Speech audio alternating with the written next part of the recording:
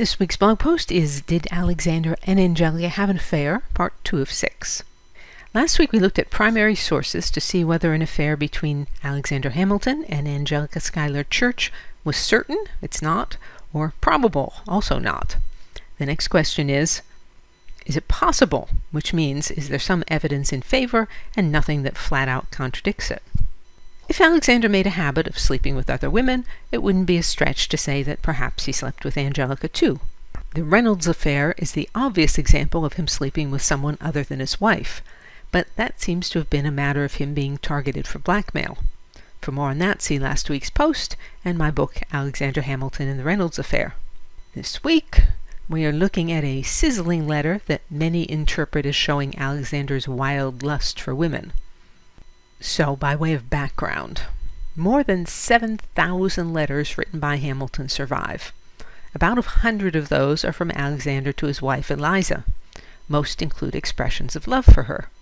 Of the thousands of other letters, only 2 deal with romance.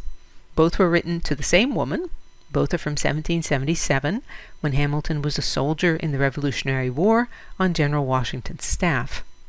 So here's an excerpt from the first of the 2 letters. After knowing exactly your taste, and whether you are of a romantic or discreet temper as to love affairs, I will endeavor to regulate myself by it. If you would choose to be a goddess and to be worshipped as such, I will torture my imagination for the best of arguments the nature of the case will admit to prove you so. You shall be one of the Graces, or Diana, or Venus, or something surpassing them all. And after your deification, I will cull out of every poet of my acquaintance the choicest delicacies they possess as offerings at your goddessship's shrine. Well, that sounds like a love affair, doesn't it? It even mentions love affairs.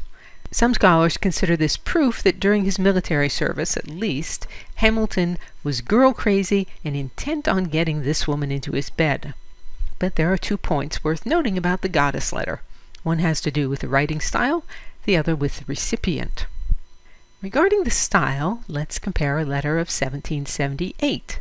So that's a year after Alexander's letter. That's up on the screen right now. This letter was written by Major General Benedict Arnold. Yes, that one. He is proposing marriage to Peggy Shippen. Pardon me, dear madam, for disclosing a passion I could no longer confide in my tortured bosom. I have presumed to write to your papa, and have requested his sanction to my addresses. Consider, before you doom me to misery which I have not deserved, but by loving you too extravagantly. Whatever my fate may be, my most ardent wish is for your happiness, and my latest breath will be to implore the blessing of heaven on the idle and only wish of my soul. Okay, to us this sort of writing sounds odd, but fashions change. Personally, I suspect, I hope, that in 200 years George Michael's expression of romantic interest is going to sound far more peculiar than Benedict Arnold or Alexander Hamilton's. I want your sex, I want your love, I want your sex, I want your sex.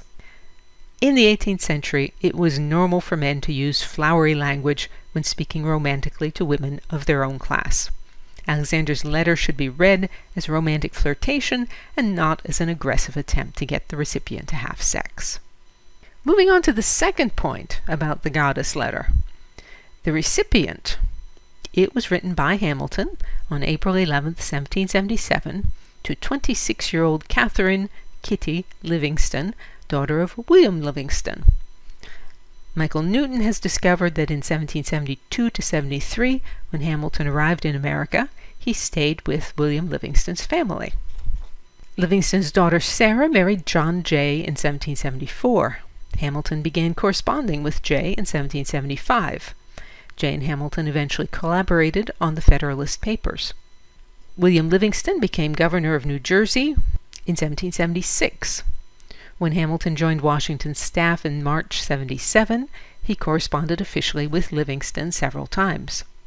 Now about this particular letter, William Livingston's daughter Susanna asked Hamilton to write to her sister Kitty.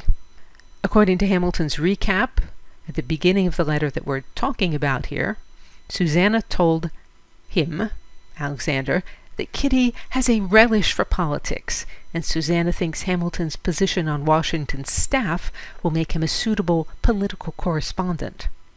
Well, that doesn't sound very romantic, does it? The point is, Hamilton knows Kitty's father, sisters, and in-laws, knows the whole family.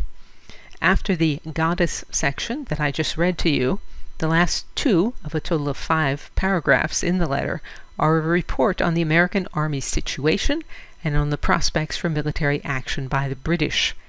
He would have expected Kitty to share that letter for its news. The idea that he would blatantly attempt to seduce Kitty in a letter that would be read by the whole family, that's ludicrous. The second letter to Kitty, a few months later, has much the same tone. It starts out light and flirtatious, and it also ends with military and political news. I spent time discussing these 2 letters to Kitty from 1777 because they are the only romantic letters we have that are not addressed to Eliza, and they don't work as evidence for Alexander showing a pattern of promiscuity, chasing women or having one-night stands or flings. Incidentally, Catherine Livingston, Kitty Livingston, and Eliza Schuyler were good friends.